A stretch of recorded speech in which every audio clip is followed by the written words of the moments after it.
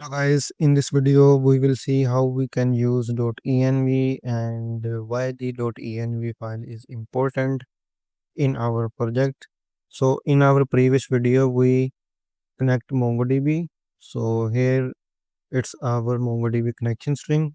So basically, this sensitive data we cannot directly use in our project. Like here, we use the connection string. It's a sensitive data, so this sensitive data we use in the environment variables, which is a secure way to use this sensitive data. In future, we may use some API keys like that. So we cannot directly use in our project. So if the hacker or someone get our the code source code, so they will also get the connection strings and API keys as well.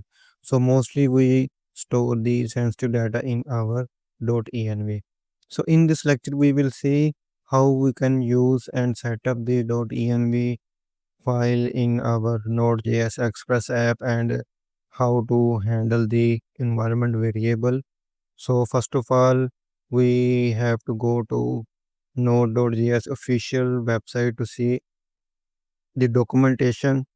So just type and search env setup in Node.js. Scroll down here and here is official Node.js documentation. Open it, and if we can read the documentation here, we can see that now you can use .env file flag to specify an environment variable when running your Node.js application. So here is an example .env file. So we have to create a .env files and like this, and we will use the sensitive variables in our .env files. And in your JS file, in our JS file, we will access the keys that are set up in the .env file using process.env dot and the key name, which is here is a port. So on running the app, node and dash dash env file is equal to env file. So here we have give the path of the env files and run our application. So let's come back to our source code.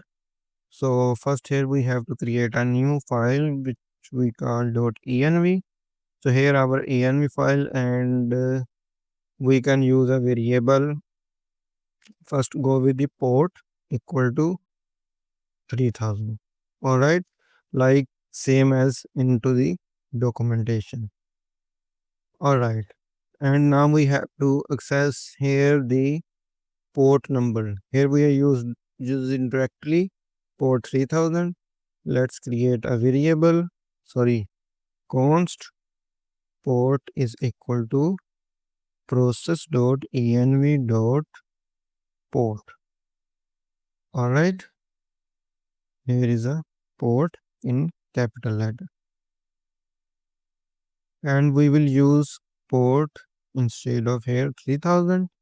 And let's console.log process in, sorry, port in env port. All right, for the execution we have to run this command node and env file path and the js file name. In our case it's index.js. Here you can see port in env, it's 3000 at that point. So here we are getting the port from the .env. Same as it is, we have to store sensitive data, which is our connection string. All right, here our connection string.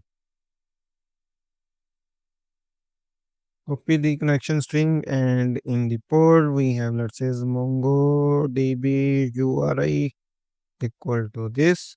This is our connection string, and same as it is, we will use here process.env.mongodb URI.